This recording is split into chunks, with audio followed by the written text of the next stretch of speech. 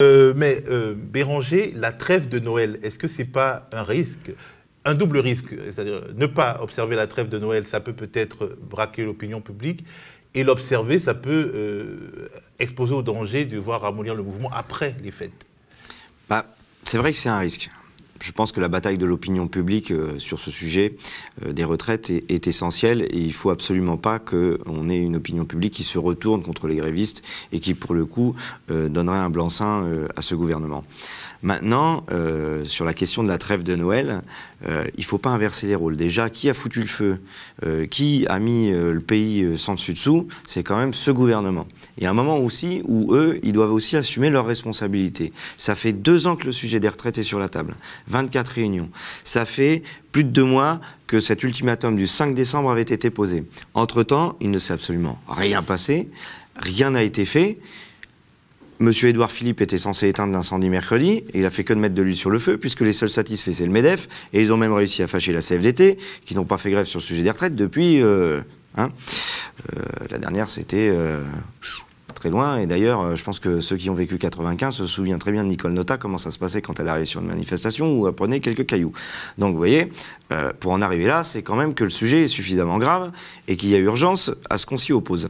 Mais sur la question de la trêve de Noël, on a surtout l'impression qu'en fait, c'est le dernier recours qu'a le gouvernement pour essayer de retourner l'opinion publique en fait contre les grévistes.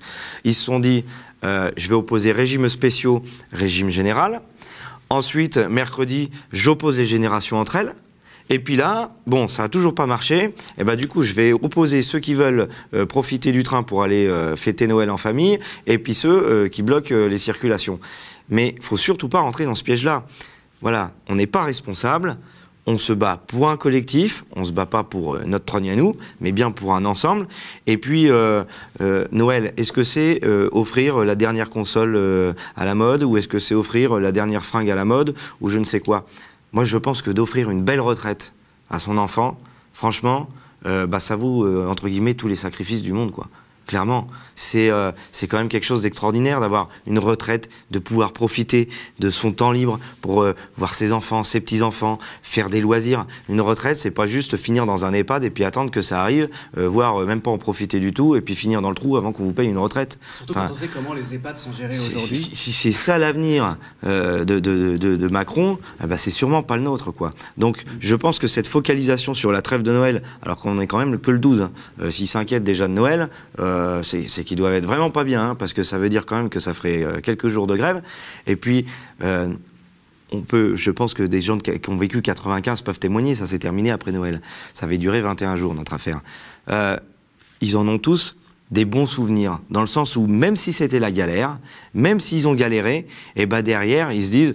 Ouais, finalement, on a vécu des bons moments, des moments de fraternité qu'on avait perdus dans les transports, notamment, où plus personne se parlait et plus personne savait qui faisait quoi ou qui allait où.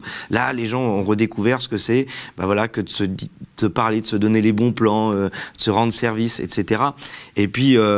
voilà, c'est une grève, on le sait, c'est pénalisant pour certains, mais il y a tellement ceux qui ont vécu 95, il faut qu'ils aient conscience qu'ils ont pu partir 5 ans plus tôt, quand même, que ce qui était prévu par rapport à la réforme de 95, quoi. Si la réforme de 95 était passée, c'était 50 plus. Donc, je veux dire, c'est pas rien, quoi. C'est un bon investissement, en tout cas, cette grève, finalement.